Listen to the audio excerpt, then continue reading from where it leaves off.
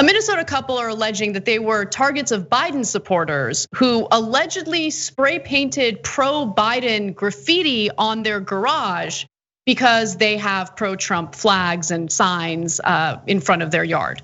Now, people are skeptical of these claims. The couple says that this happened at 3 a.m. and that someone attempted to burn down the building.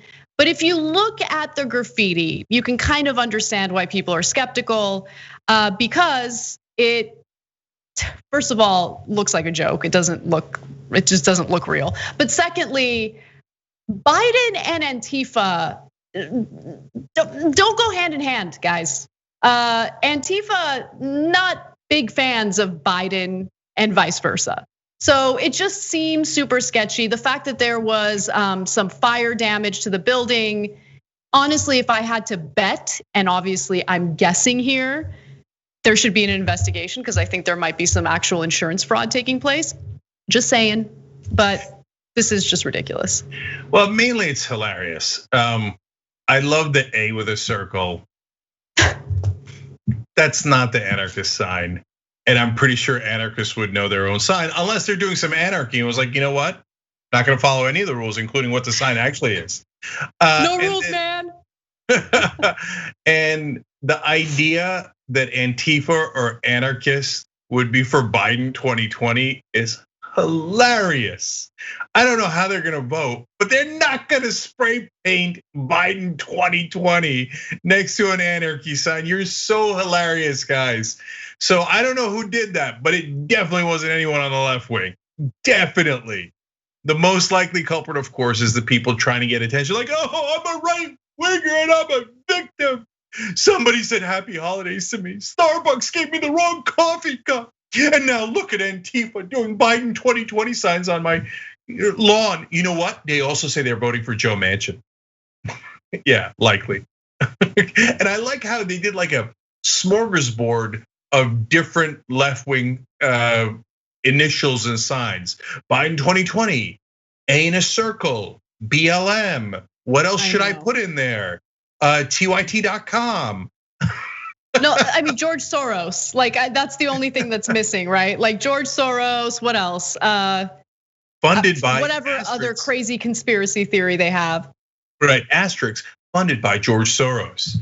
And by the way, it's the fires at 3 a.m. and they seem to have pictures of it perfectly.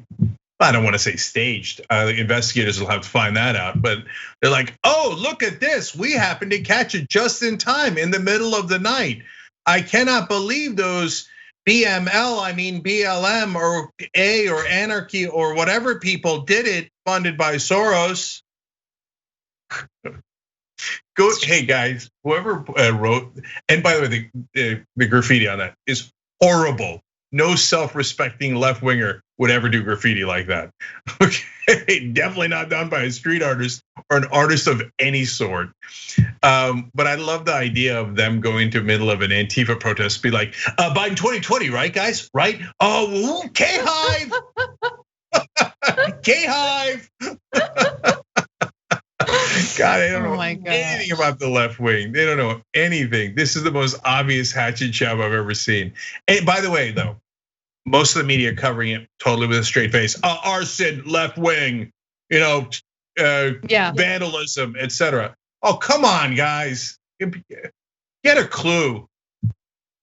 Well, I mean, I think that it's their way of trying to like save their own asses, even if they suspect that this isn't real or if it was some sort of like setup. I think they're worried that somehow after it's investigated that they'll find evidence that someone on the left actually did it and they don't wanna speculate. But I'm saying right now, I'm speculating because I feel confident in what my gut tells me here. And if I'm wrong, I'll come back on the show and say that I'm wrong. But just knowing the facts of what Antifa actually is, who does and does not support Joe Biden, and the fact that like, there are Trump signs, I'm sure, all over the place throughout the country, right? Why would this random Minnesota couple be targeted? And yeah, the fire situation is super sketchy. Like, what caused that? Like, so they caused the fire. How did they find out that the fire was happening in time to put it out before the house burnt down? It's 3 a.m, they're sleeping. Like, it just seems super sketchy. But again, if we end up being wrong, which I doubt, I will come on this show again and I will update you guys with what the facts are. But for now, it looks like BS. I'll go further. Look, I'm not going to speculate about the fire because that's criminal and that should be investigated. Whether it was someone else or themselves who did it, either way, it should be a criminal investigation. Let's hope they do a fair and honest one. But I'll tell you right now, that graffiti ain't done by the left wing. There's 0% chance of that. So it's like, I remember when Mark Sanford, they said, the governor of South Carolina at the time, they said, oh, he's on the Appalachian Trail. He just didn't tell his staff where he is and left his cell phone behind for days and days. And I was like, he ain't on the Appalachian Trail. They're like, how dare you, dear sir? That is a respected Republican governor of South Carolina. If his staff says he's on the Appalachian Trail, that's where he is. I was like, yeah, all right. Let's see what happens. A couple of days later, they're like, yeah, he was sleeping with his mistress in Argentina. Okay. Yeah, the Appalachian Tail. Hey-o. So I would be shocked if that was what they claim it is. Let's put it that way. Thanks for watching the Young Turks. Really appreciate it. Another way to show support is through YouTube memberships. You'll get to interact with us more. There's live chat emojis, badges. You've got emojis of me, Anna, John, JR. So those are super fun. But you also get playback of our exclusive member-only shows and specials right after they air. So all of that, all you gotta do is click that join button right underneath the video. Thank you.